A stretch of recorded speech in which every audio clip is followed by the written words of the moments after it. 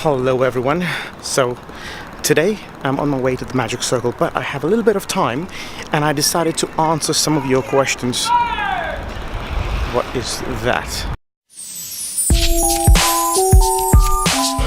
Hey everyone, hope you're doing great. I had a bit of time today, so I decided to take my camera out and answer some of your questions. A lot of people have been asking me questions about residencies. As you know, I do a lot of residencies, and my idea was to be able to work 7 days a week if I wanted to. Now that's a pretty big statement to say, 7 days a week, no breaks, but there's an option of if I wanted to do it. Now the idea with residencies is that I'm tied up with different venues, bars and restaurants, and I could potentially work if I wanted to. Now the money is not great. I'm gonna make a video about that, about how much I earn on residencies and how much you can make as a magician in a separate video. But this one, I'm just going to talk about how to go and get residencies. To get residencies, it's very simple. They got to know you and they got to like you. If you had a party and you had to book and you knew a magician or you knew a friend who does balloons, you would probably book him before you book somebody else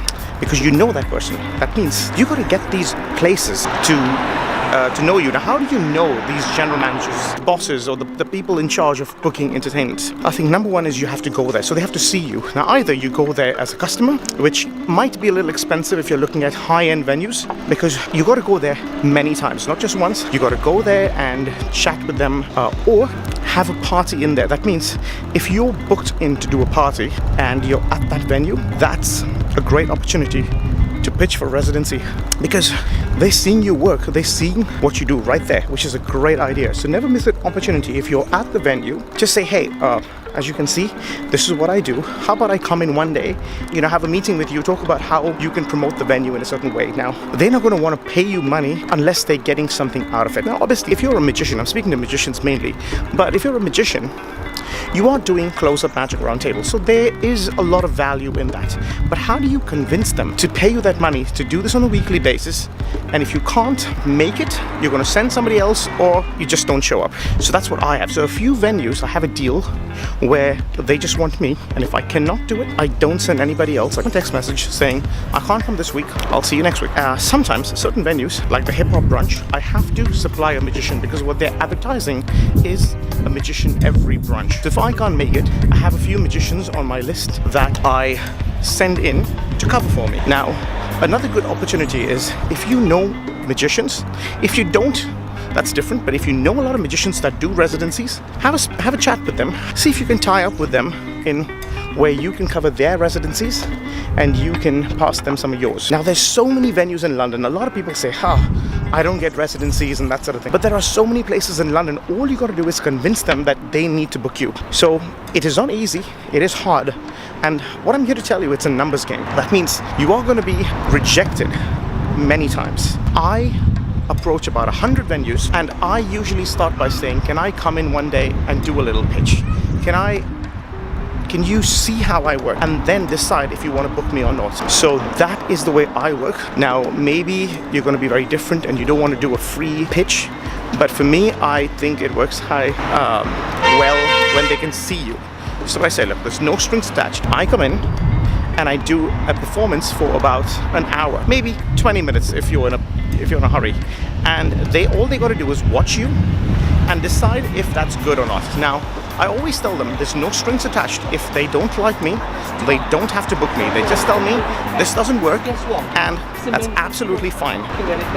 Some people are not going to want to do that because time is money for them, and I understand that. But for me, I don't think a venue would book me unless they see me, because they have a very different concept about magic. At some of my venues, like Bombay Walk, for instance, over there the waitresses have to tell the table that we have a complimentary magician in, because you don't want them to feel like they have to pay you money, or like, oh my god, who's this guy trying to get money out of us? So I always say, look, I'm not here for money or tips, but again, that's just my way. Now, all these tips and tricks, this is just stuff that works for me. I don't think it is right for you. It depends on your style. If you want to do it for tips, absolutely fine. There's a lot of magicians that I know that work in bars just for tips. So the bars don't pay them money, but they go table to table and work for tips. I don't do that because it's not my thing. So number one is you need to know the venue, and to get to know the venue, you have to go there and do a pitch. Sometimes it could be just cold calling, call them up, say, hey, I'm in the area and I'm deciding to try and work in different bars. Can I come in one day and show you what I can do? Or that sort of thing. So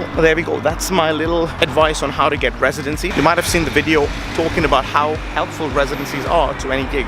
And I think it's very important to have residencies because it's a fixed source of income. For all of you performing seriously and not having as a full-time performer, so magic or performing is what you do, it is so important to have a fixed source of income because you don't know when your next gig's coming in. You're going to be sitting by the phone waiting for that phone to ring and doing nothing. For me, it's all about getting there. It doesn't matter about the money at the end of the week.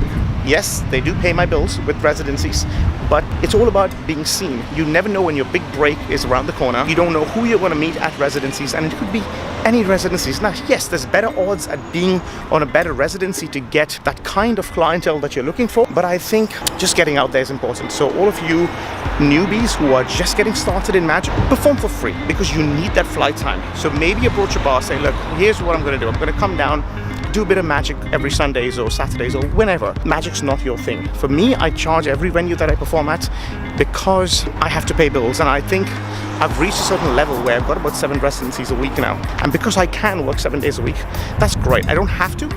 Sometimes I just don't show up. I'll just say, look, you know, I'm not feeling like coming in today, or I'm doing something else and I just won't show up. But that's just, that means I'm just losing a bit of money, or I'm losing the opportunity to meet someone important. So yeah, that's it from me. I hope you're having a great day. Do message me on Instagram and YouTube if you want me to talk about any other tips and advice for magicians. And yeah, so the last video I put up, this is getting to be very popular, so I hope you enjoy this one. Get some advice and get some residencies going on. Start practicing, start performing. So take care until next time. See you guys later. Bye-bye.